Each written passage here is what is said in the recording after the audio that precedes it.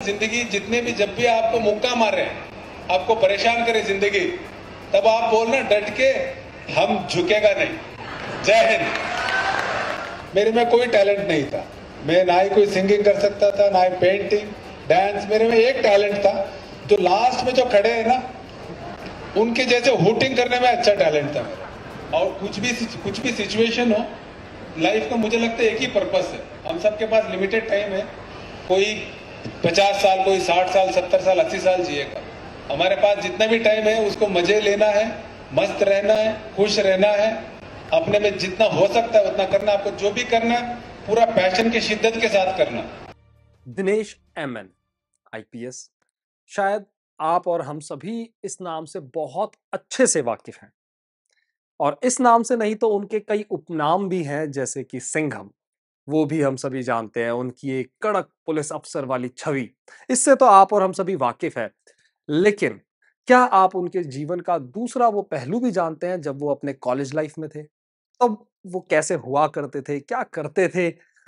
दरअसल मौका था दोस्तों, राजस्थान यूनिवर्सिटी में 18वें घूमर कार्यक्रम का। घूमर फेस्टिवल चल रहा था, वहां पर दिनेश एमएन जी स्पीकर के तौर पर आए। हालांकि उस वक्त इतना क्राउड, इतने लोग बाग जब सुनने के लिए बैठे हों तो वहां पर हूटिंग बहुत ज्यादा होती है। लेकिन जैसे ही दिनेश एमएन स्टेज पर पहुंचे और उन्होंने कुछ ऐसी बातें कही कि हर एक युवा उस वक्त शांत होकर उनकी बातों को सुनने बैठ गया। तो आखिर ऐसा उन्होंने क्या कुछ कहा और अपनी जवानी के किस्सों को किस तरह से उन्होंने यूथ के आगे बयां किया, आइए आपको दिखाते हैं। मैं 2 मिनट बोलूं या चला जाऊं? आप बोलो।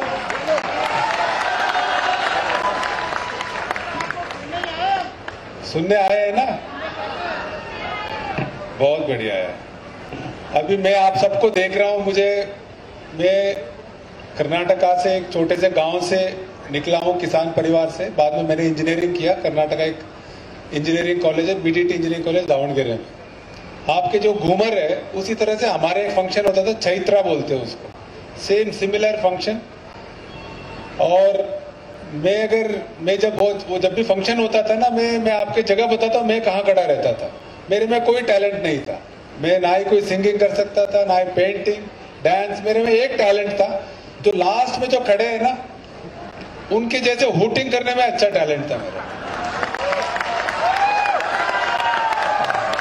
ये काम अच्छा कर सकता था मैं, अभी जो आप लोग कर रहे हो ना। और वो भी कम नहीं, हम हुटिंग नहीं करेंगे, यहाँ जो टैलेंटेड लोग हैं उनको जोश ही नहीं आएगा। सही है ना? तो मैं आप सबको देख के, करीब सिर्फ 30 साल की पुरानी बात है, लेकिन मेरी वापस जवानी याद आ रही है। और ये आपका सबसे बेस्ट टाइम होता है कॉलेज टाइम में, जैसे हमारे टाइम में भी। और अभी भी मुझे नहीं लगता कि कोई बदलाव है। उस टाइम पे हमारे लिए मूवीज, म्यूजिक, मस्ती और कुछ ड्रामेबाजी, कुछ हार्ट ब्रेक्स, कुछ एप्लीकेशंस, कुछ रिजेक्शंस, कुछ अफेयर्स, कुछ यही होते रहते थे। मुझे लगता है यहाँ भी यही, अब आपके यहाँ भी यही होते होंगे। हमारे डिजिटल नहीं था, हम लोग कोई ईमेल नहीं भेजते थे लड़कियों के लिए, सीधे जाके बात करके मुंह कभी थप्पड़ खा के वापस आ जाते थे। आप लोग सेफ हो, व्हाट्सएप भेज दो, लड़की अगर गुस्सा है तो ठीक है व्हाट्सएप ब्लॉक कर दो, या वो ब्लॉक करेंगे, आप ब्लॉक कर दोगे। लेकिन हमारे टाइम में क्या, सीधा ही कुछ जो भी करना होता सीधा जाके करना पड़ता था, बहुत हिम्मत के काम होता था। तो उसी तरह से सब हम लोगों की भी आप जैसे लाइफ रही है। अभी भी मुझे आजकल अभी भी लगता है कि मैं पद में, मैं भले ही आईपीएस बन के एडीजी तक हो गया हूं, लेकिन मेरे अंदर अभी भी वहीं बैठा हूं आपके बीच में। अब जब इतने मूवीज की बातें की है, मैं आपको ज्यादा टाइम नहीं लूंगा, 5-10 मिनट लूंगा मैं।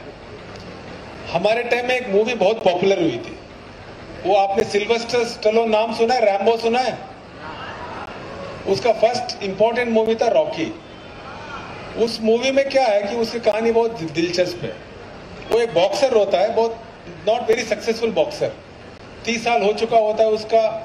उसका जो ट्रेनर है वो भी उसको कहता है कि तुम बॉक्सिंग तुम क्या कर सकते हो, छोड़ दो, तुम्हारा लॉकर, हर एक जो बॉक्सिंग की जो ट्रेनिंग सेशंस होते हैं वो एक लॉकर होता है, तुम्हारा लॉकर भी खाली कर दो। और वो कहता है कि तुम अब छोड़ दो, तुम बॉक्सिंग तरह से होगा नहीं। तो उसी टाइम में क्या होता है कि वहाँ फिलाडेल्फिया की कहानी है। एक उस टाइम की जो हैवीवेट चैंपियन है, उस मूवी में दिखाते, वो फिलाडेल्फिया में आते, उसका एक बॉक्सिंग मैच होना होता है, लेकिन जिसके साथ उसको लड़ना है वो बीमार हो जाता है। तो बीमार हो जाता है, लेकिन सारे टिकट बिक चुके हैं और सब पैसा भी सबको बांट चुका है, तो लेकिन उनके पास जो जिसके साथ लड़ना है वो बीमार हो गया। तो वो सोचता है कि मैं किसी ऐसे अनजान बॉक्सर को चांस दे दूं, और ऐसे करके वो जो उस टाइम की जो बॉक्सर्स की जो बुक है उसको वो एक बार देखता है, पेरूज करता है। उसमें इसका नाम, जैसे हर एक निकनेम होता है उस टाइम में, हर बॉक्सर का एक निकनेम होता है, इसका नाम इटालियन स्टैलियन होता है, इस रॉकी का नाम। उसको इसको इंटरेस्टिंग लगता है। उसके बाद इसको मौका देता है रॉकी को कि मैं इसके साथ फाइट करूंगा, क्योंकि रॉकी के लिए बहुत बड़ा अपॉर्चुनिटी है, क्योंकि उसका नाम कोई जानता ही नहीं है, वो 30 साल का रिटायर होने वाला है। तो उसके बाद वो अपने कोच को बोलता है कि मैं कैसे इसको बॉक्सिंग कर सकता हूं, मैं इसमें, मेरा तो इतना टैलेंट ही नहीं है, और मैं, ये तो बहुत बड़ा हैवीवेट चैंपियन है। तो उसका टीचर कहता है कि तुम जितना हो सकता तुम मेहनत करो, तुम्हारा कोशिश करो तुम्हारा बेस्ट देने का। उसके बाद वो ट्रेनिंग चालू करता है। ट्रेनिंग चालू करने के बाद धीरे धीरे, मतलब 10 दिन 15 दिन अपने आप को बेटर महसूस करता है। और उसके बाद जब मैच होता है तो पूरा मैच में खूब उसके साथ खूब पिटाई खाता है, लेकिन उसके बाद भी 15 राउंड तक वो पूरा टिका रहता है। उसके बाद में मैच का रिजल्ट आता है, मैच के रिजल्ट में ये हार जाता है। लेकिन जब ये हार जाता है, लेकिन सारे पब्लिक इसको चीर करती है। तो उसका कारण क्या है कि वो बाद में कहता भी है, it is not about winning, it is about going the distance. मतलब हमेशा जिंदगी में कोशिश करना वही सबसे बड़ी बात है। हमारे हाथ में कोशिश ही है, हमारे हाथ में रिजल्ट नहीं रहता।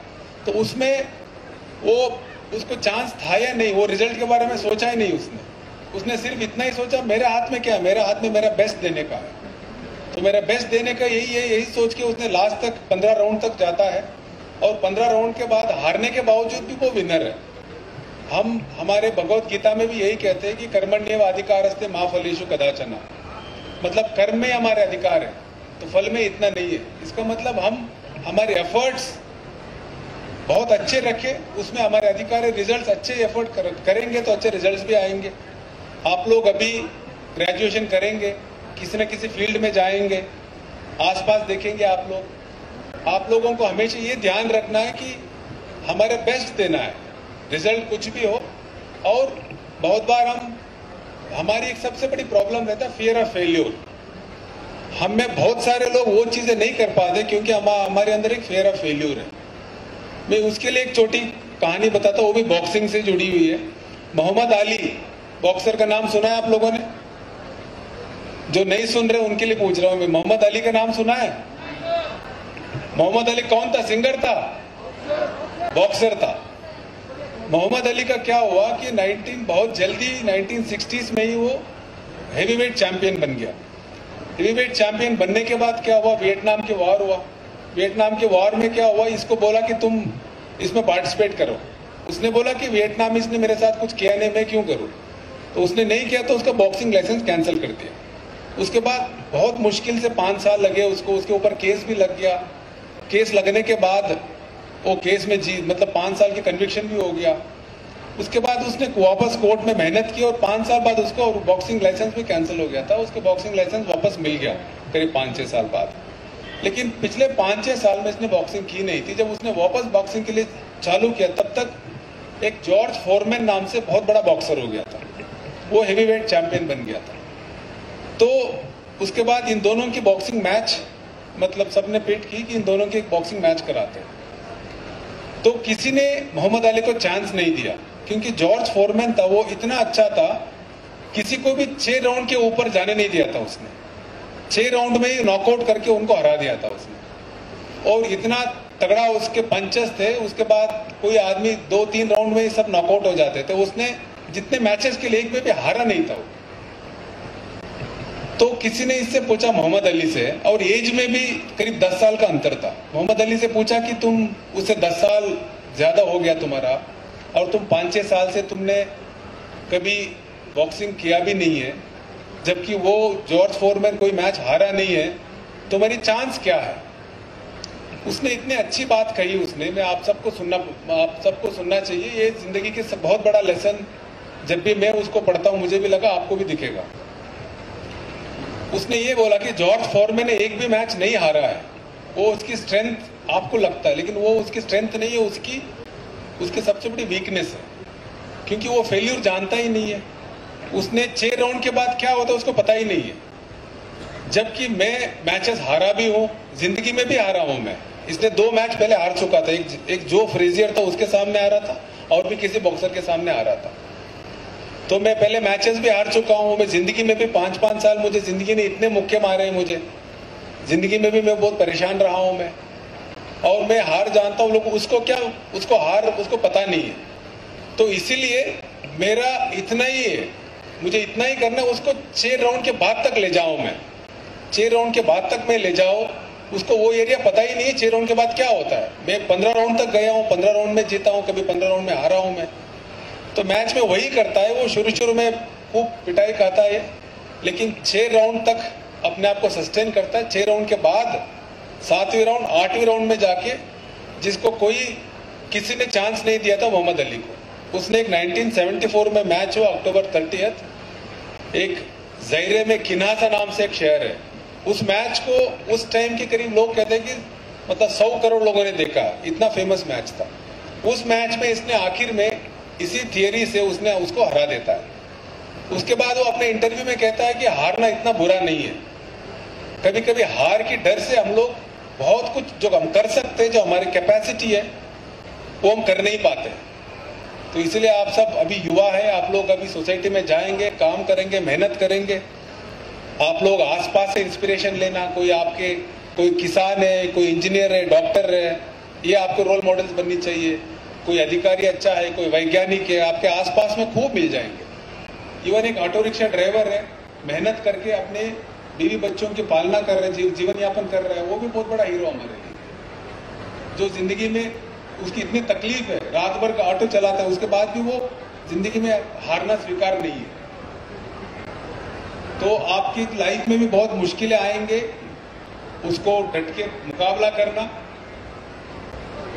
और मुकाबला करना हमारे हाथ में है। और कुछ भी सिचुएशन हो लाइफ का, मुझे लगता है एक ही पर्पस है। हम सबके पास लिमिटेड टाइम है, कोई 50 साल, कोई 60 साल, 70 साल, 80 साल जिएगा। हमारे पास जितना भी टाइम है उसको मजे लेना है, मस्त रहना है, खुश रहना है, अपने में जितना हो सकता है उतना करना। आपको जो भी करना है पूरा पैशन के शिद्दत के साथ करना, शिद्दत के साथ करें। उसमें अगर रिजल्ट मिल जाए, जीत जाए तो बहुत अच्छा है, अगर रिजल्ट नहीं मिला तो कोई बात नहीं, अगली बार है। फेल्यूर वही है जो अटेम्प्ट करना छोड़ देता है, फेल्यूर नहीं है जो एक बार फेल हो जाता है। तो मैं आप सबकी उज्जवल भविष्य के लिए कामना करता हूं। और आप लोगों ने एक मूवी देखी होगी, पुष्पा मूवी देखी है ना? उसकी एक डायलॉग याद रखना, जिंदगी जितने भी, जब भी आपको मुक्का मारे, आपको परेशान करे जिंदगी, तब आप बोलना डट के, हम झुकेगा नहीं। जय हिंद।